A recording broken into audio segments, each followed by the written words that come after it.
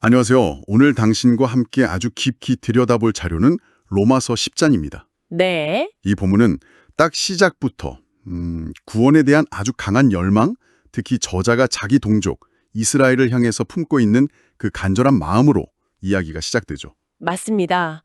보내주신 이 자료를 보면 믿음, 또 의로움, 그리고 구원에 이르는 그 길에 대한 정말 핵심적인 질문들을 던지고 있어요. 네, 그래서 오늘 저희는 이 로마서 10장을 통해서 몇 가지 중요한 주제들을 좀 파고들어 보려고 합니다.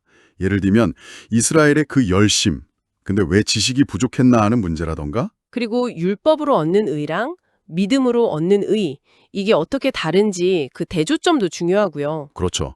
또 예수님을 주님으로 고백하는 게 왜 구원에 꼭 필요한지, 그리고 이 구원이 과연 특정 민족에게만 해당되는 건지, 아니면 모두에게 열려 있는지. 네, 그 보편성의 문제.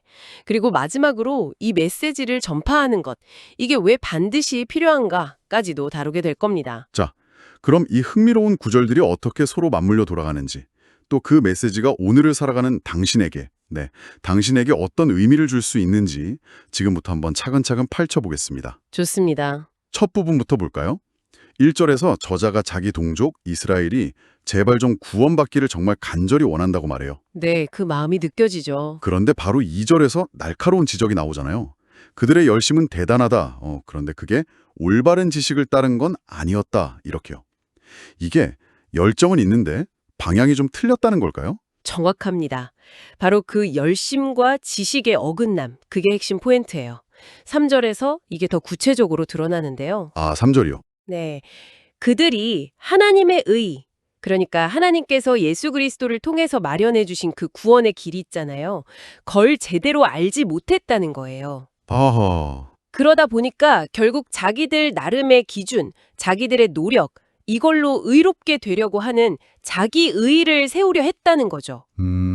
이게 결국은 하나님이 제시하신 그 의의 길, 그분의 방법에 순종하지 않는 태도로 그냥 이어져 버린 겁니다. 그러니까 자기 방식대로 하나님께 가려고 했다, 뭐 이런 거군요. 여기서 정말 결정적인 전환점이 나오는 게 4절인데요. 네, 그렇죠. 이 딜레마에 대한 해답처럼 딱 제시되죠.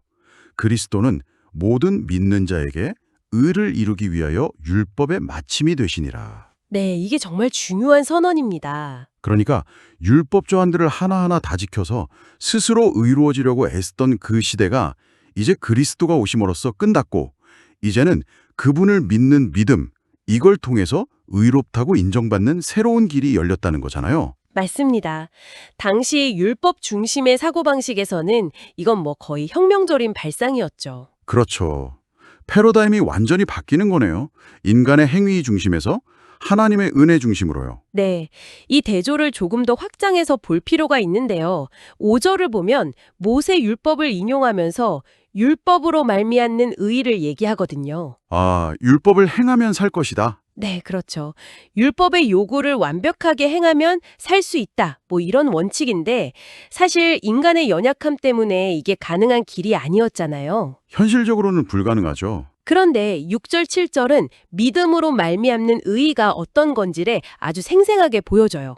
비유를 통해서요. 하늘에 올라가거나 음부에 내려갈 필요가 없다, 이 부분요. 네, 누가 뭐 하늘에 올라가서 그리스도를 모셔 내려오거나 아니면 깊은 무적행, 그러니까 죽음의 세계까지 내려가서 그리스도를 다시 살려낼 필요가 없다는 거예요. 이게 뭘 의미하냐면요. 네. 구원을 위해서 인간이 뭔가 영웅적인 행위, 대단한 노력을 할 필요가 없다는 뜻입니다. 왜냐하면 그리스도께서 이미 십자가 지시고 부활하심으로 구원에 필요한 모든 일을 다 이루셨기 때문이죠. 아, 이미 다 완성하셨으니까. 네, 우리가 뭘 더 보탤 필요가 없다는 거죠. 그럼 이 믿음의 길이라는 게 우리한테 어떻게 다가오는 걸까요? 8절이 그 답을 주는 것 같은데요. 맞아요. 8절이 아주 중요합니다. 말씀이 내게 가까워 내 입에 있으며 내 마음에 있다 하였으니 곧 우리가 전파하는 믿음의 말씀이라. 여기서 말씀이라는 게 결국 복음, 예수님에 대한 기쁜 소식을 말하는 거겠죠? 그렇죠. 바로 그겁니다. 이 구원의 메시지가 당신에게서 아주 멀리 떨어져 있는 어려운 개념, 그런 게 아니라는 거예요. 네. 당신의 입술 바로 곁에, 당신의 마음 바로 곁에 아주 가까이 와 있다는 거죠. 손만 뻗으면 닿을 수 있는 그런 현실이라는 겁니다. 와, 정말 가깝게 느껴지네요. 그러면 구체적으로 그 구원의 길은 어떻게 열리는 걸까요? 구절이 딱 공식처럼 명확하게 제시해 주는 것 같아요. 네, 아주 명쾌하죠. 네가 만일 내 입으로 예수를 주로 시인하며 또 하나님께서 그를 죽은 자 가운데서 살리신 것을 내 마음에 믿으면 구원을 받으리라. 여기서 두 가지 핵심 요소가 딱 보이네요. 입의 시인과 마음의 믿음. 네, 바로 그 두 가지입니다. 그리고 10절이 이 둘의 관계를 조금 더 풀어서 설명해 주죠. 어떻게 설명하나요? 위에 이르고 입으로 시인하여 구원에 이르느니라. 순서를 잘 보세요. 먼저 마음으로. 네, 마음으로 그리스도의 부활과 그분이 주님이시라는 것을 진실하게 믿음으로써 하나님 앞에서 의롭다고 인정받는 상태, 즉 의에 이르게 된다는 거예요. 아, 믿음이 먼저군요. 네. 그리고 그 내적인 믿음을 이제 용기 있게 입으로 고백하고 선포함으로써 구원의 최종적인 확증, 또 경험에 이른다는 거죠.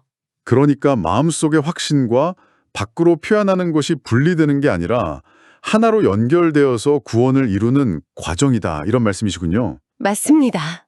내면의 확신과 외적인 표현이 함께 가는 거죠. 그리고 11절은 이 믿음의 결과에 대해서 아주 강력한 보증을 덧붙여주네요. 네, 이사야서 말씀을 인용한 건데요. 누구든지 그를 믿는 자는 부끄러움을 당하지 아니하리라. 이 약속이 믿는 사람들에게는 세상이 뭐라고 하든 어떤 상황에 처하든 흔들리지 않는 궁극적인 안정감과 확신을 주는 것 같아요. 그렇죠. 최종적인 승리에 대한 약속이니까요. 근데 여기서 정말 파격적인 선언이 또 나오죠. 이 놀라운 구원이 특정 민족이나 배경을 가진 사람들에게만 한정된 게 아니라는 사실이요. 아, 네. 12절 말씀이죠. 네, 12절이 정말 명료하게 선포하잖아요. 유대인이나 헬라인이나 차별이 없음이라. 이건 정말 당시로서는 충격적인 말이었을 겁니다. 유대인과 이방인 사이에 그 깊은 벽을 생각하면요. 그렇죠. 상상하기 힘들었을 것 같아요. 한 분이신 주님께서 모든 사람의 주인이 되시고 그분의 이름을 부르는 모든 사람에게, 그러니까 당신을 포함해서요, 아무런 차별 없이 풍성한 인애를 베푸신다니. 네. 이건 수세기에 걸친 그 민족적인 배타성을 그냥 단숨에 허물어뜨리는 선언이죠.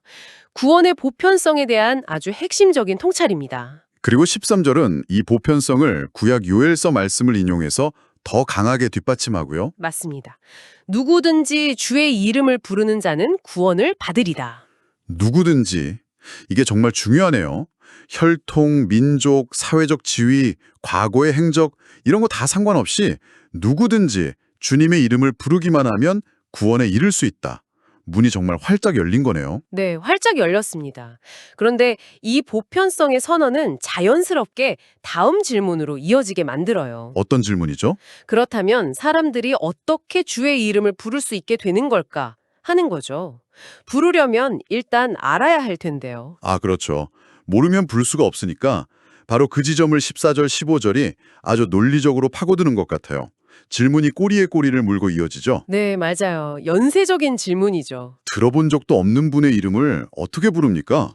믿음이 없는데 어떻게 부를 수 있겠어요? 또 전파하는 사람이 없으면 어떻게 들을 수 있겠어요? 그리고 마지막으로 결정적으로 하나님께서 보내시지 않았다면 어떻게 전파할 수 있겠습니까? 네, 이 연속적인 질문들이 결국 뭘 보여주냐면요. 구원의 소식이 사람들에게 전달되기까지의 그 모든 과정, 그러니까 하나님이 보내시고 사람이 전파하고 사람들이 듣고 믿게 되고 그래서 주님의 이름을 부르게 되는 이 연결고리가 얼마나 중요한지를 아주 생생하게 보여주는 거예요. 네, 정말 하나라도 빠지면 안 되는 연결고리네요. 그리고 그 과정 자체의 아름다움과 가치를 15절 후반부에서 이사야서 말씀을 인용해서 이렇게 표현하죠. 아름답도다 좋은 소식을 전하는 자들의 발이요. 아, 복음을 전하는 그 발걸음 하나하나가 하나님 보시기에 정말 귀하고 아름답다는 의미군요. 그렇죠. 그리고 이 모든 논의의 결론이 딱 17절에 집약되어 있습니다. 17절이요? 네. 그러므로 믿음은 들음에서 나며 들음은 그리스도의 말씀으로 말미암았느니라. 아, 믿음은 들음에서 난다. 네, 믿음이라는 게 그냥 저절로 생기는 게 아니라는 거예요. 반드시 들음을 통해서 시작된다는 거죠. 그리고 그 들어야 할 내용이 뭐냐? 세상의 지식이나 철학 이런 게 아니라 오직 그리스도의 말씀, 즉 예수 그리스도에 관한 복음이라는 점을 분명히 하고 있습니다. 그러니까 메시지 자체가 믿음의 씨앗이고 내용이다 이런 거네요. 맞습니다. 그런데 물론 16절에서 이사야를 다시 인용하면서 이 복음이 전파된다고 해서 모든 사람이 다 받아들이는 건 아니라는 현실적인 측면도 함께 언급하고 넘어가죠. 네, 그 부분도 중요하죠. 모든 사람이 믿는 건 아니니까. 그러면 이런 의문이 들 수 있을 것 같아요. 이스라엘 백성들은 그럼 정말 이 그리스도의 말씀을 듣지 못했던 걸까요? 정말 몰랐을까요? 좋은 질문인데요. 18절은 시편을 인용하면서 그렇지 않다고 답합니다. 아, 들었다는 거네요. 네, 그 소리가 온 땅에 퍼졌고 그 말씀이 땅 끝까지 이르렀도다. 마치 하늘의 별들이 온 세상에 하나님의 영광을 선포하는 것처럼 복음의 소리 역시 이스라엘을 포함해서 널리 퍼져나갔다는 겁니다. 그러니까 듣지 못한 게 문제는 아니었다는 거죠. 그렇다면 들었는데도 왜 받아들이지 않았을까 이 문제로 넘어가는 거군요. 네, 그래서 19절부터는 더 깊은 질문으로 들어가요. 들었다면 혹시 그 의미를 깨닫지 못했던 것인가 하는 문제입니다. 아, 이해의 문제. 네. 여기에 대해서 19절에서는 모세의 글을 인용하는데요. 하나님께서 이스라엘이 아닌 다른 민족, 그러니까 이방인들을 통해서 오히려 이스라엘의 시기심을 자극하고 분노하게 만드실 것이라고 예언했다는 내용을 가져옵니다. 이방인을 통해서 이스라엘의 시기심을요? 그건 왜죠? 이게 좀 해석이 필요하긴 한데요. 아마도 이방인들이 먼저 복음을 받아들이는 것을 보면서 이스라엘이 영적으로 좀 깨어나기를 바라는 뭐 그런 하나님의 의도가 담겨 있다고 볼 수 있겠죠. 아, 충격요법 같은 걸까요? 뭐 그렇게 볼 수도 있겠네요. 그리고 20절에서는 이사야의 더 대담한 선포를 인용하는데요.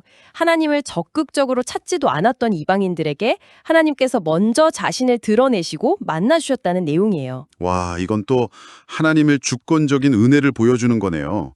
인간의 자격이나 노력과는 상관없이요. 그렇죠. 하나님의 주도적인 은혜를 강조하는 거죠. 그럼 이 모든 설명이 가리키는 최종적인 그림은 뭘까요? 21절이 참 뭐랄까 가슴 아픈 구절인데요. 네, 맞아요. 이스라엘을 향한 하나님의 그 안타까움이 절절하게 느껴지죠. 이사야의 말을 빌려서 이렇게 말씀하시잖아요. 순종하지 아니하고 거슬러 말하는 백성에게 내가 종일 내 손을 벌렸노라. 아, 복음의 메시지는 분명히 전달됐고 그들은 들었어요.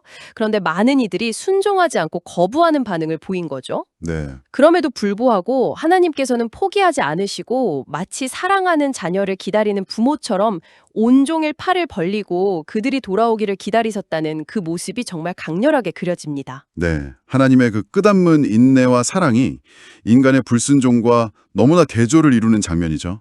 정말 깊이 생각하게 만드는 부분입니다. 네, 오늘 저희는 로마서 10장을 통해서 구원에 이르는 길이 어떤 행위가 아니라 믿음에 근거한다는 것, 90절, 그리고 이 길이 유대인이나 이방인이나 차별 없이 모든 사람에게 열려 있다는 그 보편성, 12, 13절을 다시 한번 확인했습니다. 그리고 그 믿음이라는 것이 결국 그리스도의 말씀을 듣는 것에서 시작된다는 아주 중요한 원리, 17절도 살펴봤고요. 더불어서 이 복음이 널리 전파되었음에도 불구하고 모든 사람이 다 받아들이지는 않는다는 현실, 16, 21절, 그리고 그 배경에 있는 인간의 반응과 또 하나님의 그 주권적인 계획에 대해서도 좀 깊이 생각해 볼 수 있었습니다. 자, 이제 이 깊은 탐구를 마무리하면서 청취하시는 당신에게 질문 하나를 좀 남겨드리고 싶습니다. 네, 어떤 질문인가요? 17절은 분명히 믿음은 들음에서 나며 들음은 그리스도의 말씀으로 말미암았느니라고 말합니다. 그런데 오늘날 우리는 정말 수많은 정보, 주장, 메시지들이 막 넘쳐나는 그야말로 홍수 속에서 살아가고 있잖아요. 그렇죠. 너무 많죠. 이런 환경 속에서 로마서 10장이 말하는 그 진짜 그리스도의 말씀을 당신은 어떻게 분별하고 계신가요? 그리고 그 말씀에 진정으로 귀 기울이기 위해 어떤 노력을 하고 계신지 한번 돌아보시면 좋겠습니다. 아, 정말 중요한 질문이네요. 분별의 문제. 네. 그리고 또 하나는요.